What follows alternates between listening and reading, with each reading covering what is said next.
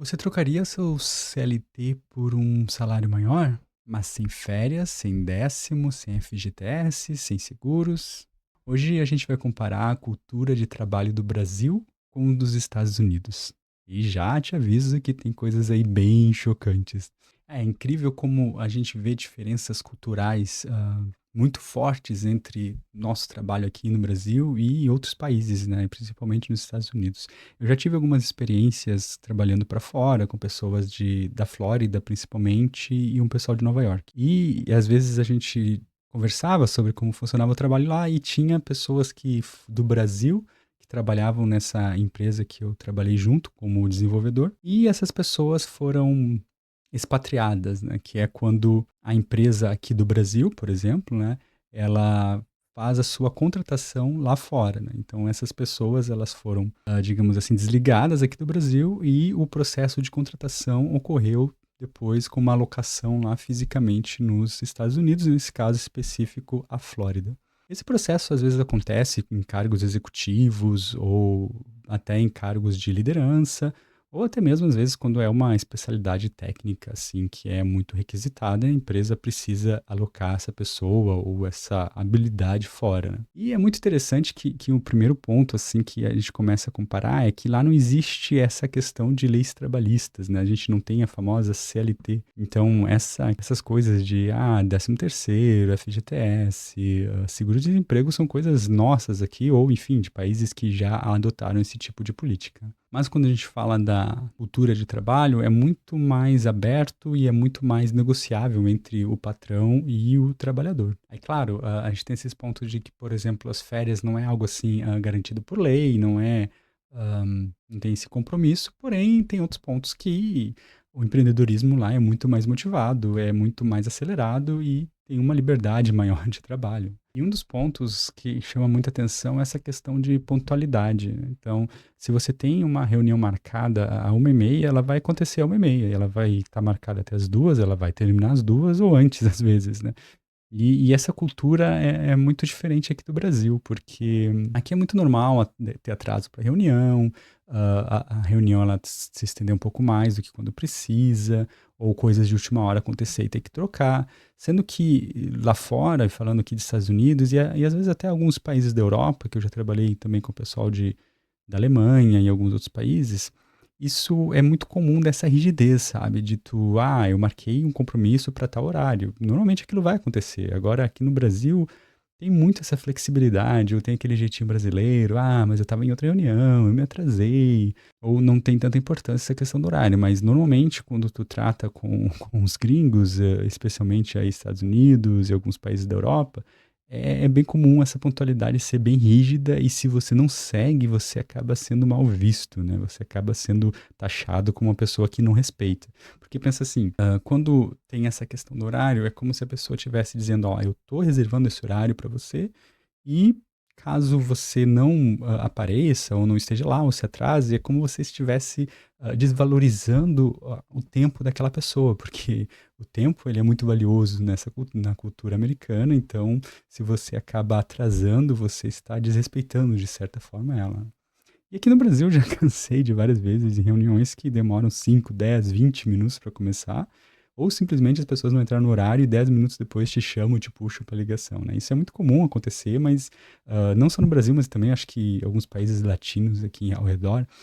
E a questão de cultura, o que que é o certo, o que que é o errado, não sei se existe aí um certo ou errado, né? É legal trabalhar com pontualidade, mas às vezes também essa rigidez muito grande acaba engessando um pouco as coisas. Outro ponto também em relação ao trabalho é que essa questão de muita intimidade entre os colegas de trabalho é algo assim mais nosso aqui.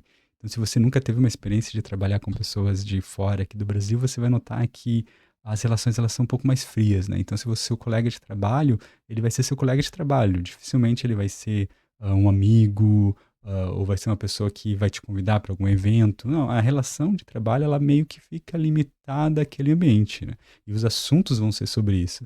Agora, no Brasil é muito comum o seu colega de trabalho você convidar para uma festa, você sair, você ir num churrasco, você, enfim, ao sair para almoçar ou combinar em alguns eventos fora do trabalho, né? Isso aqui para nós, da cultura brasileira, é muito quente nesse sentido. Só que quando a gente fala de trabalhadores americanos, isso já não é algo tão comum, né? E às vezes até assusta um pouco essa diferença. E quando a gente fala de equilíbrio de vida financeira e a vida pessoal, isso também é muito separado, sabe? Para nós aqui brasileiros é comum a gente estender o horário de trabalho, porque precisa, tem uma demanda, tem que entregar um projeto, tem que fazer algo que tem uma data muito apertada. Agora, lá é muito mais definido que o horário de trabalho é até às 5, por exemplo, vai terminar às 5 e pronto, você encerra suas atividades e não tem nem a possibilidade de estender o trabalho, a não ser casos muito mais críticos, né? Então, eu já trabalhei em projetos que, quando a gente precisava de um usuário final que atendesse um tipo de reunião ou definisse alguma coisa, se bateu aquele horário, você já sabia que não teria mais a resposta, né? A não ser que fosse algo assim extremamente crítico e muito bem planejado, poderia ter um trabalho extra ali, poderia ter horas mais alocadas para determinada tarefa. Então, quando a gente trabalha em projetos, por exemplo, implementação de um novo sistema, atualização de sistema, que tu precisa de todo o engajamento de uma equipe, e às vezes essa equipe é brasileira, uma parte e outra parte está alocada nos Estados Unidos, ou tem uma cultura assim mais americana, é comum de ter essas discrepâncias assim de cultura. Agora, de novo, o que é o certo e o que é errado?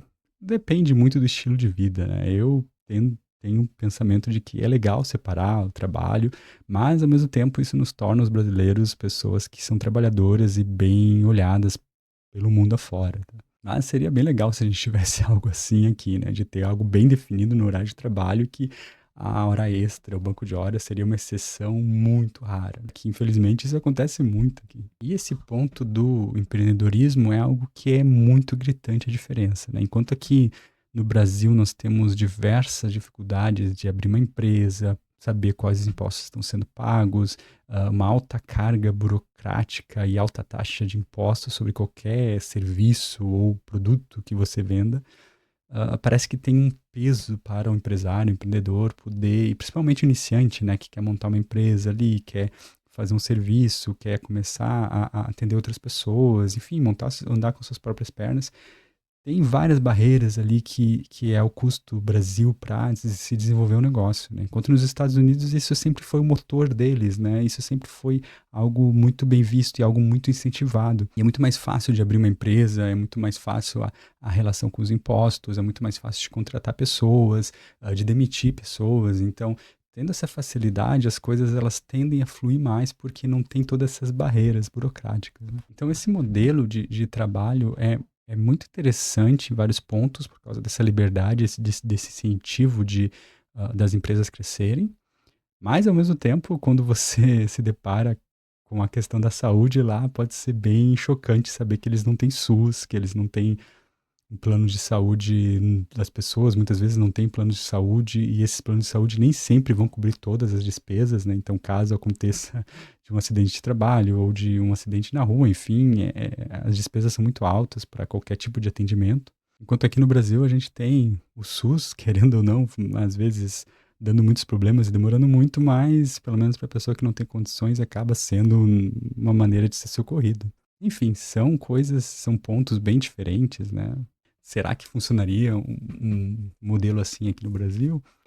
Eu acho que o que a gente poderia copiar de lá é essa liberdade econômica, né? De poder tirar um pouco desse peso de taxas, impostos e leis e burocracias para os empresários, para os empreendedores, para fomentar um pouco, né, a galera se sentir mais confortável de abrir um negócio, de poder arriscar, sabendo que pode ter um retorno ali, que não é impossível, não é tão difícil assim chegar a ter nem que seja um pequeno negócio para se sustentar. O MEI, ele vem para trazer uma praticidade, ajudou muito com certeza, mas ainda assim tem muitas coisas que são burocráticas e complexas que precisam ser trabalhadas aqui no Brasil. Agora, o que você preferiria? Se você tivesse uma oportunidade de trabalhar para fora, você trabalharia?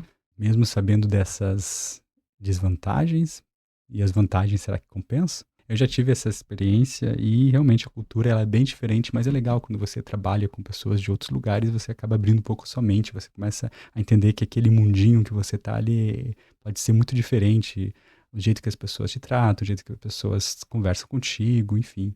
Então é muito interessante ter essas experiências. Bom, muito obrigado pela sua atenção e até a próxima.